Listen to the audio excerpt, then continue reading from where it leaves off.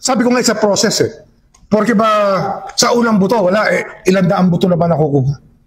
Alright, magandang araw po sa atin lahat mga kabayan. At pag-uusapan po natin itong issue po ng nawawalang sabongero. At itong si Boyeng Remulla ay hindi nga po siya masaya sa naging sinabi po ng PNP na di umano'y hindi kasi nagmamatch itong DNA ng mga buto na nakuha doon sa mga pamilya ng missing sabongeros. Kaya sabi niya, immature po ito. So yan po yung ating pag-uusapan, and of course, no, kasama po sa ating pag-uusapan, yung pamilya po ng mga missing sabongeros ay nag-file na, formal na nag-file ng kaso dito po kay Mr. Atong Ang at sa ilan pa sa di umano'y mastermind sa pagkawala nitong mga sabongero, mga kababayan po natin. Okay, so bago ang lahat, huwag kalimutan i-like mo na ang video ito at panoorin po natin at pakinggan nyo rin po yung ating magiging reaksyon at komento patungkol sa isyong ito. Sige, simulan na po natin mga kabayan. Two of the DNA profiles were from males, while one was from a female. The remains will undergo DNA testing and cross-matching against those of the 34 cockfighters and other reported missing persons. The PNP, however, notes no viable DNA profiles were extracted from the bones found in Taal Lake due to prolonged So, tandaan natin mga kababayan na nakaduda-duda na noon pa man nung unang pag-search and retrieval po ng mga buto dyan sa Taal Lake. Ang unang nakita po is yung mga buto na mga halos nangingitim na pero yung sako bago. Kaya iniisip ng mga netizen, iniisip ng lahat na ito po ay tanim buto. Pero iniinsist po ng Coast Guard, PNP, NBI, DOJ, yung mga yung mga ahensya ng gobyerno na involved diyan na sinasabi nila na walang tanim buto na nangyayari at nanggigigil nga at nagalit itong si Boyeng Remulla. Pero ngayon lumabas na ang ilan sa mga DNA na una nilang tinisting ay walang nagmatch pala, walang nagmatch doon sa mga pamilya ng missing sabongeros at mahigit 100 na mga buto na nakuha ay karamihan doon ay buto ng hayop. Ilan lang yung buto ng tao talaga, mga kababayan. Kaya ang sinasabi ng mga taga-Taal Lake, no, na yun po ay posibleng mga itinapon na buto daw ng bulalo. Kasi marami daw po bulaluhan dyan sa Taal Lake. Okay, patuloy natin. Immersion and contamination. Maaaring hindi lamang po baka mga missing sabongero ang masosolve po natin sa kaso po na ito. So for those na members of the family na may mga nawalang kaanak po, they can coordinate doon po sa pakimilapit na stasyon po para makuhanan po sila ng DNA test para po baka sakali po may mag-match po dito sa mga nakuha po. So, alam niyo mga kababayan po natin na sinasabi pa nila, no, na itong missing sabongeros ay konektado sa war on drugs ni President Duterte. Kaya nga nag-react yung Senator Bato na dapat hindi sila bibigay ng konklusyon na ganyan. Dapat magbabase po sila sa ebidensya na kanilang makukuha bago po sila magsabi na ito po ay nalilink sa war on drugs ng nakarang administration. Kasi alam naman natin na ganito yung kanilang strategiya. Unang-una, posibleng diversionary tactics lang ito. Naniwala nga si Pepe Sara na ito ay scripted lamang. Diversionary tactics para pagtakpan ang anomalya sa Marcos administration. Nandiyan yung GAA, nandiyan yung PhilHealth, nandiyan po yung flood control, no, na mahigit 1 trillion na pala ang ginastos ng Marcos administration. Pero ngayon, linis estero canal pa rin ang kanilang ginagawang solusyon at hindi nila mailatag kung nasaan itong mga flood control.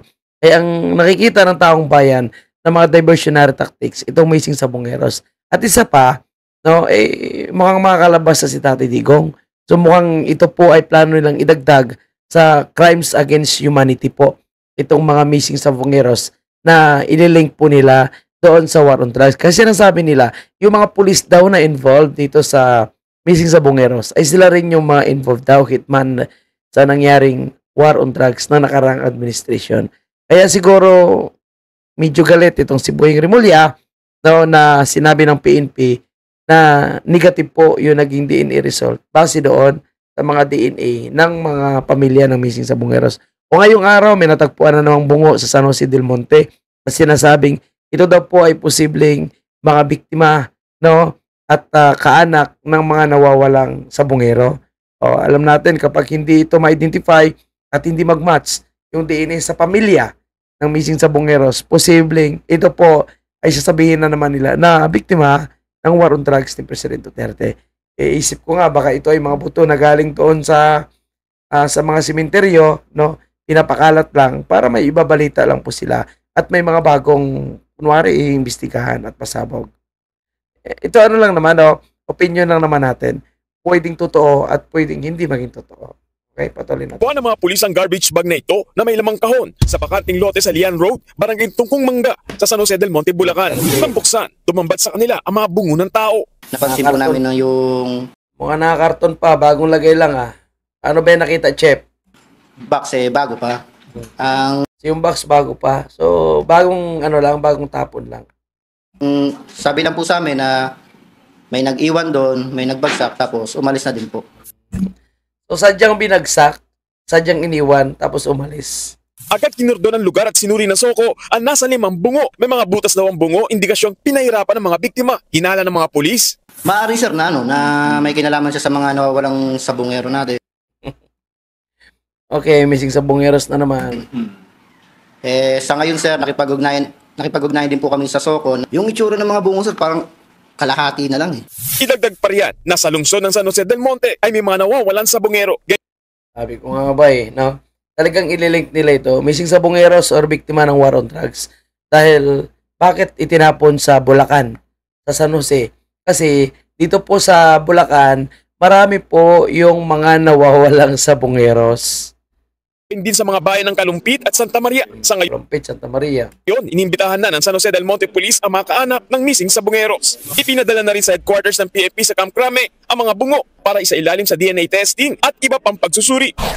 Kanina, 30 pamilya ng mga nawawalan sa bungero at CIDG ang nagtungo sa Department of Justice. Yan, maganda yan. Mag-file talaga sila ng kaso, no? Para malaman natin kung ano ang totoo. And dito rin, patunayan ng mga witnesses na talagang itong si Atong ang sinasabi nilang mastermind. Dito natin malalaman. So, yan ang pinaka-the best talaga na gawin nila. Mag-file sila ng kaso.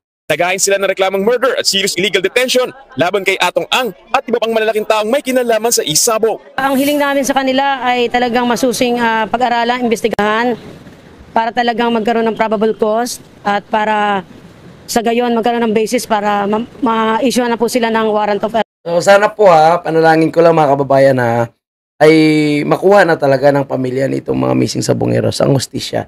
Kung si Atong Ang man talaga, siya, ikulong, no? Pero kung siya talaga ang mastermind. Pero sana, no? Sana hindi ito ginagamit ng Marcos administration para idiin lang itong si Atong Ang. Dahil itong si Atong Ang ay identified pala talaga na taga-suporta ng mga Duterte. Di ba? Sa lalong madaling panahon. Ayon sa DOJ, malaki ang papel ni Ang sa pagkawala ng mga sabungero. Wala yun. Pag si Boyeng talaga, syempre, kung sino yung una nilang tinatarget, dire-diretso na yan. Nakita nyo naman kay Bantag, di ba? Sabi ko nga sa process Porque ba sa unang buto, wala ilang daang buto na ba nakukuha? Hindi pa it's premature to say anything of that nature. They will not talk again. Hindi na sila magsasalita tungkol dyan. Philippine National Police says 2 of the So, ayan po mga kababayan po natin. Pinagbabawalan na ngayon ni Boyeng Rimulya na magsalita ng PNP patungkol po dito sa DNA at kung ano man ang resulta, no? Kung nagmatch ba itong DNA ng mga missing sa bungeros doon sa pamilya nila na naghahanap ng hustisya. So, tandaan nyo yung NBI nakaraan, pinagbawalan din na magsalita, no? At kung sino pa, at sinasabi ni Boyeng Rimulya na ang authorized lang na mag-announce, magbigay ng update dito po sa kaso ng missing sa bungeros ay ang DOJ lang. So, kasi baka magkasalisihan at hindi magkatugma yung kanilang script. Kaya dapat si Boyeng lang yung magsasalita. So, yan lang po yung ating update mga kababayan. At huwag kalimutan i-like po. At kung gusto nyo po yung mga content natin, huwag kalimutan na rin subscribe sa ating channel. Mabuhay po kayong lahat and God save the Philippines. Mabuhay ang bansang may isa. Paalam.